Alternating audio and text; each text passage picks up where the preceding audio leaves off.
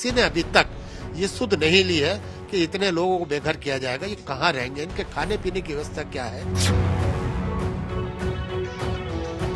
50-60 हजार की आबादी ने दिखाई नहीं दे रही, तो हमें तो लगता है कि हमारी जिंदगी तो जानवरों से भी बदतर हो गई है। हमारा कोई नहीं तो हम भी किसी के नहीं।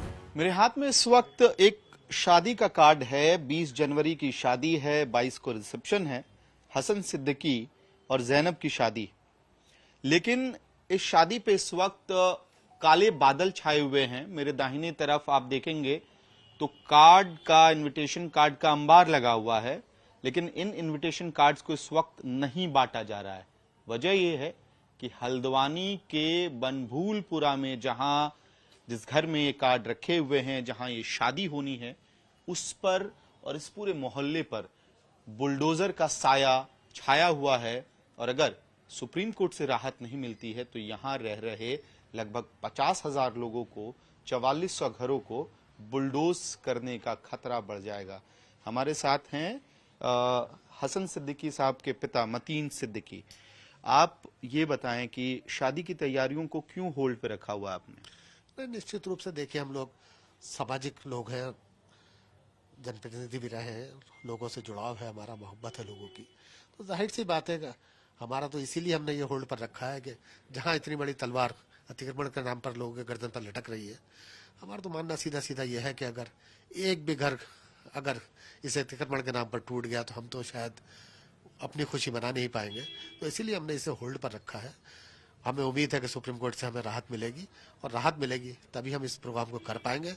और खुदा ना खास्ता 1% नहीं मिलता है, एक घर भी कहीं टूटता है तो जाहिर सी बात है किसी के गम में हम अपनी खुशी मना नहीं पाएंगे।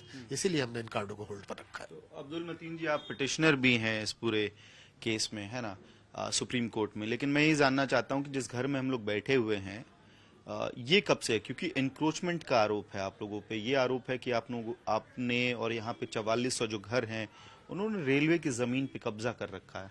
नहीं, देखिए, निश्चित रूप से हम लोग, मेरी पैदाइश इसी घर की है, 63 साल मेरी उम्र हो गई है। मेरे फादर भी उससे पहले से यहाँ रहे होंगे।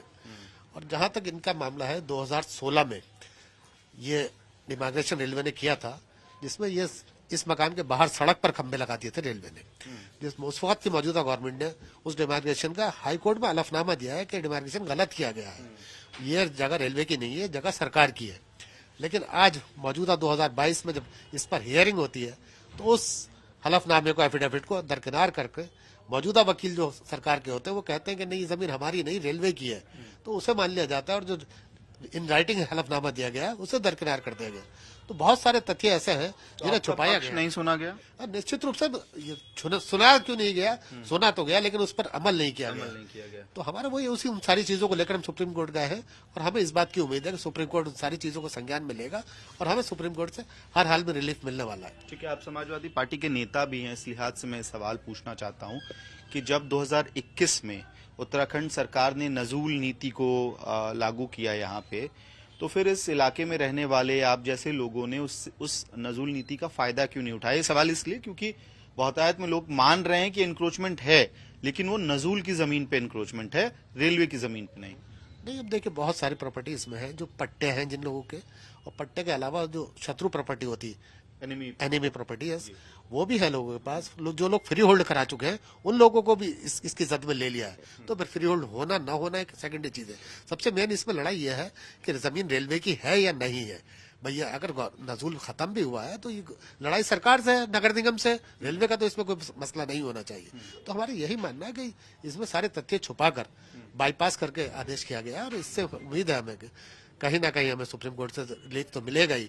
और लेकिन जहां तक यहाँ के स्थानीय प्रशासन और प्रदेश सरकार का मामला है, तो ये बिल्कुल मूक दर्शक बनी हुई है। अगर इन्होंने अपना पक्ष मजबूती के साथ हाईकोर्ट में, उच्च न्यायालय में रखा होता तो आज ये स्थिति नहीं होती।